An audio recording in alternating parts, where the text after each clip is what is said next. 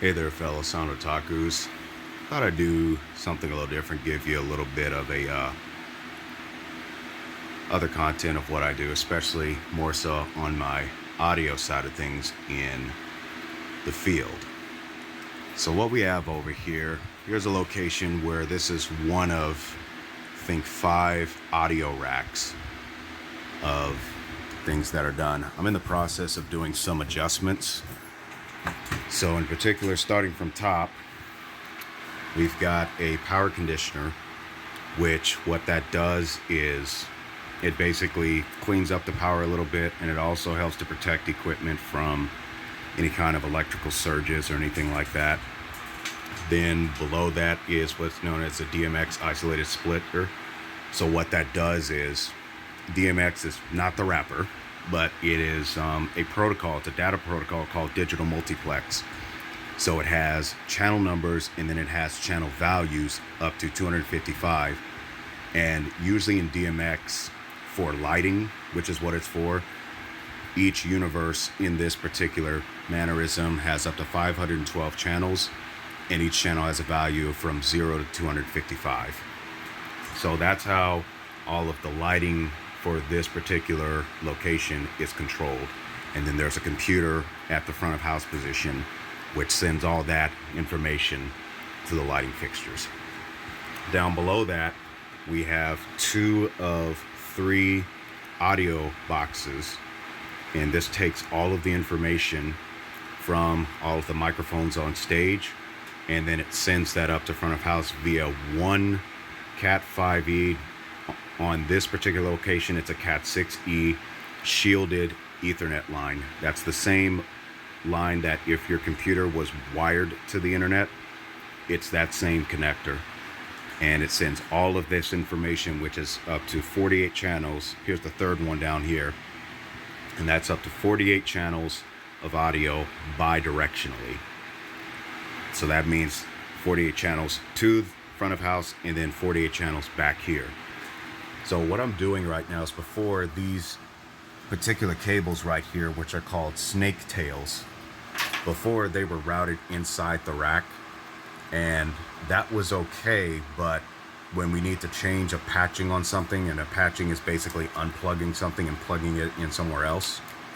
So patching is basically plugging something into this. Before, it was a nightmare trying to find that particular plug. As you can see right here, it was a nightmare trying to find it for that particular one and then plug it in where we needed it to. So there's a total of 4 on-stage snakes, which they call stage snakes or sub snakes. This is the main snake panel, and then out on the stage, we either call them stage snakes or we call them sub snakes. So they're basically subsidiaries. So there's 4 of them. I've got 2 of them already done. I got 2 more to do. So that's this one currently. I'm about to get this one done and then plug it in where it needs to. And then that'll be that. Moving down the line, we have our wireless receivers for our wireless microphone systems. This is 10 out of 24 total, but 10 of them are actually used on a regular basis at this particular location. So these are the Shure ULX-D series, which they actually do digital transmission over the common frequencies, which in this case, the remaining license-free frequency range is the 500 megahertz zone. The 600 megahertz was auctioned off by the Federal Communications Commission. So the way we have it set up here is we can use either handhelds or body packs for each of these receivers, but we cannot use both of them at the same time on the receiver. You can only use one microphone transmitter per receiver, the way this is done. There are models out there to where you can have 2 microphones on one receiver unit, but it actually has 2 separate receiver devices inside that one rack mount unit. And here, this is all one rack mount. This is what we would call one rack mount unit, but in this case, this is a half space. So you have one device here and another device here, and they're physically bracketed together, and then they make one rack space. This is another rack space, and then another and another. Down here we have our RF distributors. This is another device that I need to actually put in. I need to put in a third one. We have 2 of them already, and that's feeding the RF signal via 2 antennas out on the stage to all of these devices. I'm actually going to put a third one in here so that way it can feed this device that's down here. This rack contains another 8 microphones, and then for a special performance that's coming up, it's also going to feed another 6 microphones. So we'll have a total of up to 24 for a special show that's going to happen. Going down below that, these are what they call IEM systems, which is short for in-ear monitor. So if you ever seen a concert, especially on TV, and you see the concert, you notice that some of the vocalists and even other musicians have these things that are kind of sticking out of their ears. Those are called in-ear monitors. In many of those cases, they are specially molded to those folks' ears. And there are some you can actually pick up that are pre-molded, and then you just pick the in-ear rubber pieces to best fit in your ears. But we have 5 of them here, and they are operating in stereo. So when they send out to the corresponding recipient, they're getting a stereo feed. And then below that, this is known as an RF combiner. So it basically does the opposite of what the RF distributor does. This basically combines all of the signals from the IEM transmitters and then sends them all out via one particular antenna at the frequencies that these devices are transmitting. Then below that we have a digital signal processor. So this takes all the audio from front of house and all that and distributes it throughout all the speakers in the facility. There's another set of devices down here which are power amplifiers. So they take the electricity from the signal that is received from like a digital signal processor, and then it amplifies that power to the level that's needed to drive the speakers.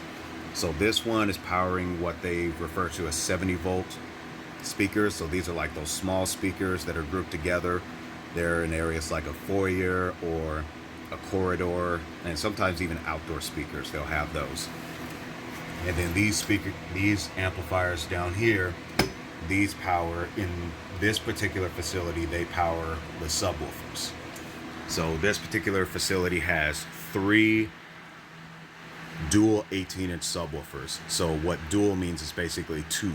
So each subwoofer cabinet has 2 18-inch subwoofers in them. So to kind of put that in perspective, if you ever seen, tires and you see what the diameter is, in most cases you may see like 17-inch diameter tires, 18-inch, they'll kind of look like that. For this particular auditorium, those subwoofers and that much power, that is plenty to rock this room to where it would almost break the glass. I am very diligent in making sure that doesn't happen. But that's a little rundown of a rack in the field. These side panels are currently off because I'm having to route things. Another company actually installed this. I didn't install it, but I'm making adjustments as I'm the in-house technician at this particular facility. These are power sequence modules. So what it is at the turn of a key at the front of house position, it will send signals for all of these to turn on in a specific order. So once one device has finished its turning on sequence, it signals the next one, then the next one, then the next one. And what that does is audio systems need to be turned on in a specific manner, or in a specific sequence. The rule is amplifiers on last, amplifiers off first. And what that does is it prevents the speakers for when, let's say the speakers are on first, if the mixing console was then to turn on next and that was the first thing that the amplifier sees, you might get a really bad popping sound, which will really jerk the components inside that move. And over time that may or may not cause the particular components to be damaged. Plus it'll give you quite a scare. So to avoid that, this power sequencer sequences everything on in a specific order to where that doesn't happen, and it sequences it off in a specific order so that doesn't happen.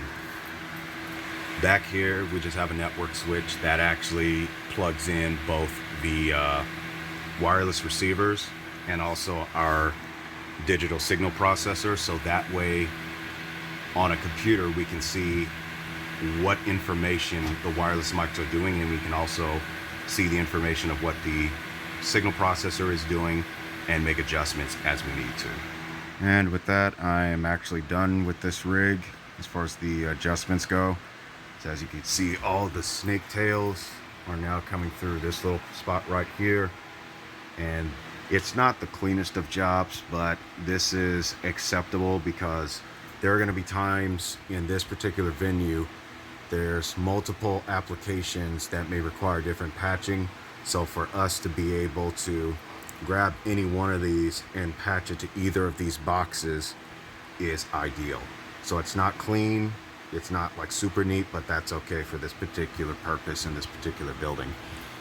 I've also added in the third RF distro, so it's now feeding the 10th module, the 10th receiver, and it's also going to feed out to the 8-pack wireless rack, which is on the floor.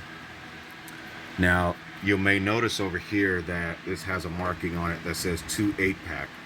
Normally these plugs right here are actually used for plugging in antennas to where the signal comes in, but because this is being fed off of this particular RF distributor, this one can feed the 8-pack in this thing because it's easier to access this instead of having to reach into the rack back there to do it. But eventually I might actually just put another rack panel here and actually have that as a patch panel, and I'll put BNC connectors on. That's what these are called. I'll put BNC connectors on there that will jump the lines from back here and bring them out here, so if there's other wireless systems that we need to put in temporarily, it's easily accessible instead of having to reach back into the rack. But that'll be for another time. But with that, the objectives that I wanted to complete are done for the day. So I'll get you more content as I'm able to, and until next time, happy mixing, everyone.